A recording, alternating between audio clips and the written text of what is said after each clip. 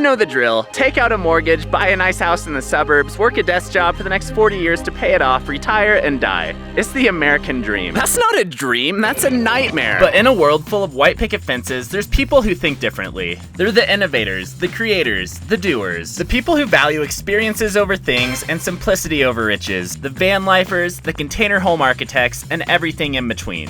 This is the tiny home movement. Ever since I first heard about tiny homes, I've been absolutely obsessed. I just think they're so cozy and fun, and I love the concept of living more simply. It's been a dream of mine for years to build my own tiny home, but how would someone like me make that happen? I mean, I have zero construction experience, no land to put one on, and I'm the most generally clueless person to ever exist. But one thing I've learned is to make things happen, you really don't need to know what you're doing at the start, but you do need to take action. So let's get started. First, I found my trailer, an old car hauler from Facebook Marketplace. It was a little bit rusty and worn down, but under its blemishes, I saw huge potential. I tore all the railing on this bad boy apart because everything sticking up had to go. If I'm gonna be the Picasso of tiny homes, I need a blank canvas, so that's what I made. I used some old reclaimed boards to provide cross support and create a level base. Then I got to work on framing the base and bolted it directly to the metal so it wouldn't fly off later. I had no idea what I was doing, but what I did know is that Bob the Builder had nothing on me. I sealed up the bottom with particle board and even put spray foam in the corners to keep out the creepy crawlies. My friend Joe had this dummy thick foam left over from insulating his garage, so I used it for the base and it worked great. Papa's little piggies are gonna be warm on this floor. And over the top, I added particle board underlayment, which would later be covered by a layer of plywood. I'm not too sure what underlayment is, but an old guy down the street told me it's important, so we're rolling with it.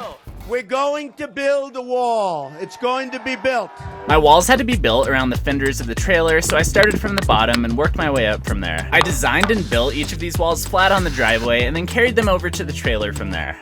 At this point, you might be wondering how I planned out the design for this build, and to be totally honest, I really didn't. I had a general idea of what I wanted it to look like, but for the most part, I was just kind of like, yeah, that seems like a good height for a window. Yeah, let's put the door back there. 6 feet tall for the loft. I'm sure I won't bonk my head on that while recording YouTube videos. Bye. Let's leave. Ow! One by one, my walls came to life, and the trailer transformed into an organized disaster. Thanks to YouTube tutorials, I went from being a really bad carpenter to being a fairly bad carpenter.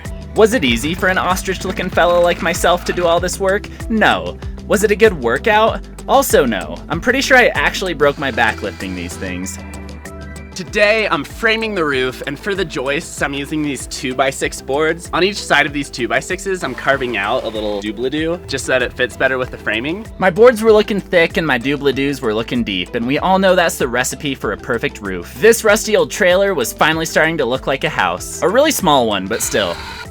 So the next thing I did to add just a little bit of structural support is I took some of this plumber's tape and I wrapped this stuff around all the corners just so that when this is out on the road going around bends and stuff, it'll stay together and have a little bit more structural support when it's trying to swing out. And I did the exact same thing with these little braces on the upper corners because triangles are strong. And on every single corner I put one of these braces because I'm not trying to see my hard work fall apart. And just like that, my beautiful, beautiful skeleton is all done and it's time to add the meat.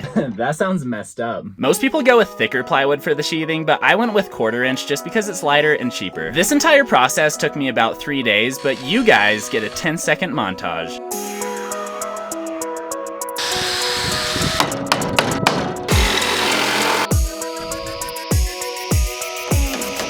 So now that I'm all done with the sheathing, I need to make this loft thing that I'll be sleeping in.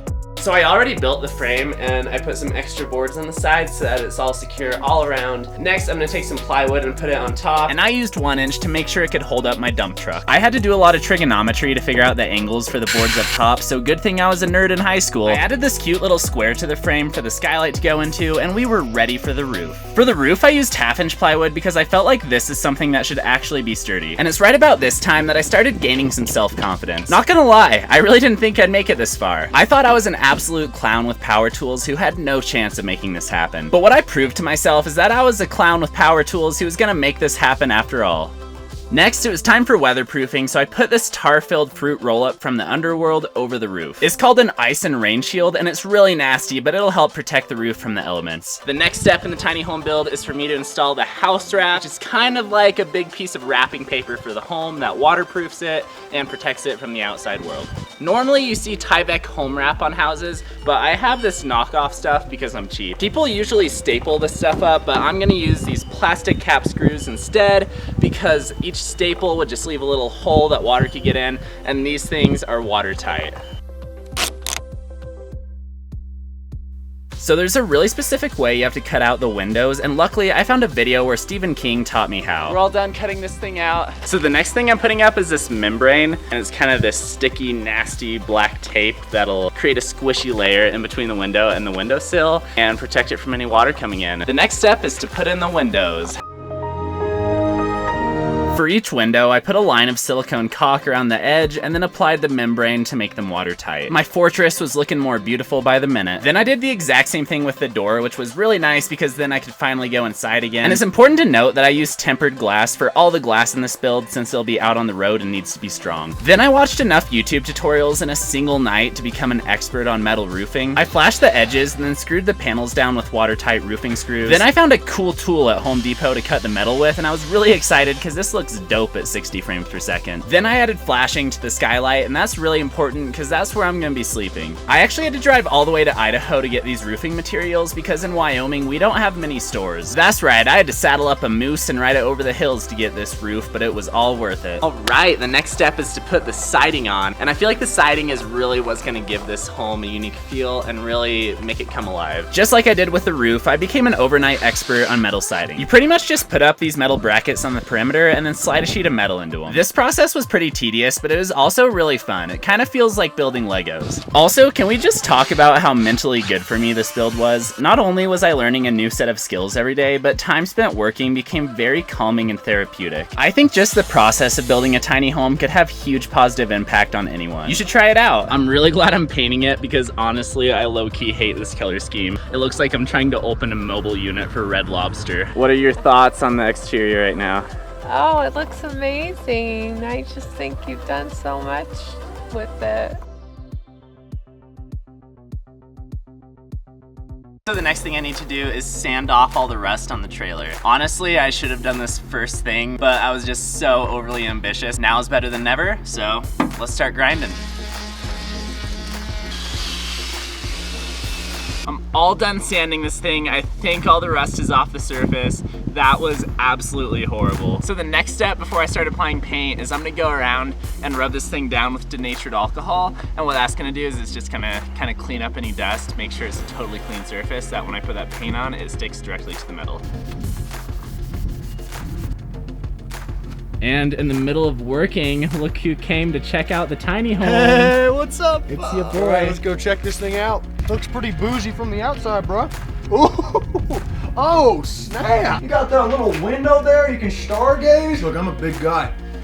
And look, I can stretch out completely. I can look up at the stars. If it's late at night and I'm in the woods, if Squatch peeks over, I can say hi. And I just can't believe it can fit my fat ass, you know what I'm saying? Time to get all the metal painted today, and what I'm using to paint it is this Valspar anti-rust paint. Up until this point, I did everything by myself, so it was really nice to have an extra set of hands to help. It kept raining on and off throughout the day, which got really annoying, but we had to tarp and we got her done. For the trim, I used these cedar boards and treated it with a stain and poly mix. You know what I say, I like my cedar how I like my coffee, so I stained it black. I'm edgy. For the door, I did the exact same thing with cedar, and then I used this walnut color to stain it, and I'm pretty sure that's not what walnuts look like, but we're gonna roll with it. The last step of the build was to put in the cedar siding, and for this I used tongue and groove cedar boards and that same walnut stain. I had to stain each board individually, which made this a super repetitive, tedious process. I secured the boards to the wall using these waterproof brass screws, and I put them in right on the tongue to make the pattern happen. The process was slow, but one board at a time, I came closer to being the owner of a tiny home. And after a long summer of work, not even knowing if it'd all be worth it, I was done. That's right, Papa Dave's got his tiny home. Isn't it beautiful? It looks better than I would have ever imagined, but the real test is will it survive on the road?